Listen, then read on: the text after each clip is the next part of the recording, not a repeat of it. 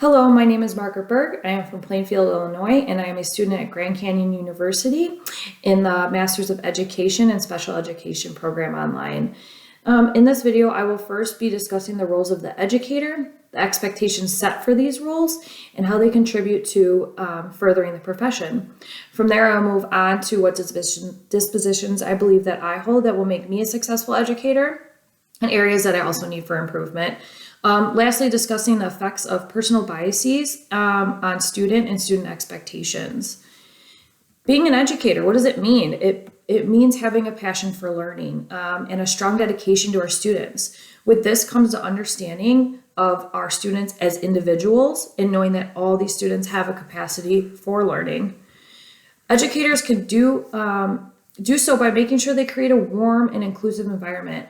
What an inclusive environment looks like is welcoming students, all students regardless of race, gender, sexual orientation, religion, socioeconomic standing, and ability, and any other factors that make them feel as if they are different or part of a marginalized group. With this, unfortunately, we don't always know what a student's life is like at home or what past situations have impacted their learning. That's why this is so important to create a welcoming environment. This could look like a genuine greeting simply when they walk into the room, taking the time to get to know them if you can before they start with you, before they arrive to your classroom, taking interest in their likes, their dislikes, providing a circle time, getting to know you questions, actively listening. Actively listening is such an important tool when working with students and as well as collaborating with families and other faculty members. But actively listening to our students, but also listening to maybe what they're not telling us. Sometimes this is so important to be able to read their body language and understand the things that maybe they can't convey to us, and always encouraging a sense of belonging. As we all know, a sense of belonging builds confidence and only increases our willingness to learn. Once someone feels that they fit in, that they belong, they can start to break down those walls. We can start to encourage them to do different things within the classroom. With this, educator expectations also require a knowledge of content.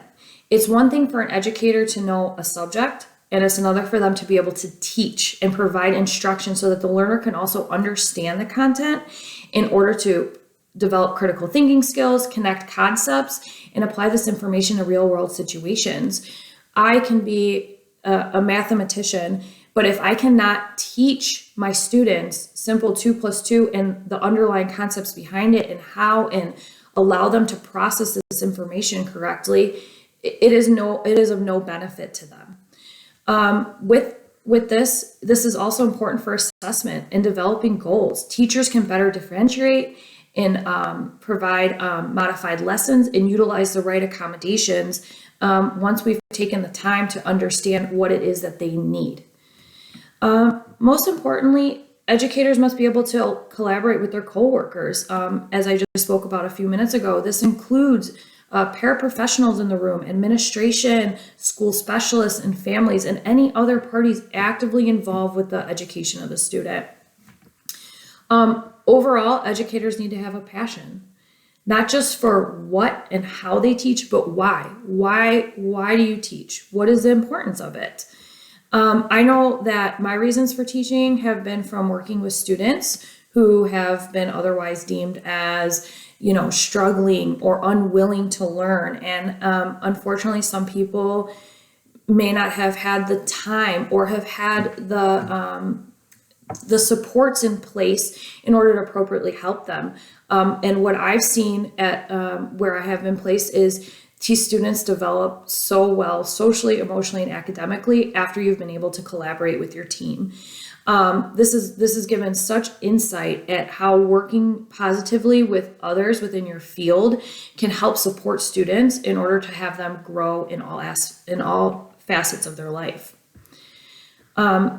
With this, I believe that the dispositions that I hold are welcoming diversity and providing an inclusive classroom. I hope that I make all of my students, future students, feel safe and comfortable to feel confident when they are learning. I also understand the importance of good communication. I believe that this should be a foundational skill that everyone should have. We should be able to talk with one another, positively engage. This is also great for modeling for our students. If they can see that we know how to appropriately act in society, it'll only help them with their academic growth. I have also feel that I have learned to accept constructive feedback to better myself as an educator, which is also so important. I do feel that some areas for improvement are setting higher expectations for my students. With the environment I'm currently in, sometimes I tend to let a situation take hold, or I misread, either providing too much support, which can sometimes hinder in, hindering their independence, and also not providing enough challenging work for them, especially if maybe a new goal needs to be set.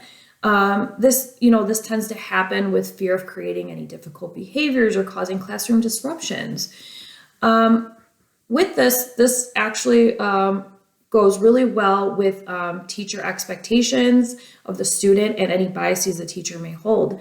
In light of setting lower expectations for my students, in fear of any type of disruptions, what I've done is I've developed a bias or provided some sort of assumption that certain students will negatively behave if challenged. And what this does is I've detrimentally affected their capacity for learning by setting the bar too low, not allowing them to develop higher thinking skills, and possibly creating an anxiety or fear of trying something new. So what I would really like to work on is my own biases or my own assumptions that I have of some students and situations, and know to power through. And also, again, going back to collaborating, working with a team. How can we challenge these students without upsetting the classroom flow, or making them feel comfortable and willing and excited to learn something new? Other common biases that affect a student's expectations are typically rooted in gender, racial, or socioeconomic status discrimination. For example, a well-known misconception that boys are better at math than girls. I know that's kind of outdated, but we still seeing this in underrepresentation of women in the STEM field. And any biases a teacher can put forth, such as this, can also push a teacher into maybe assisting another student more and raising them up, while having other students falling behind and not accommodating them in the right way. Overall, any biases that a teacher has is negatively going to affect a student's academic growth. It's going to make it difficult for that student to enjoy school and try new things. These biases, they go against providing an inclusive environment and pose negative ideas of students from varying backgrounds. Overall, I believe that a highly qualified teacher possesses compassion and empathy for all students, while promoting equity in education and always bettering themselves through professional development and collaboration. I hope this video has given some positive insights on the values and standards for future educators.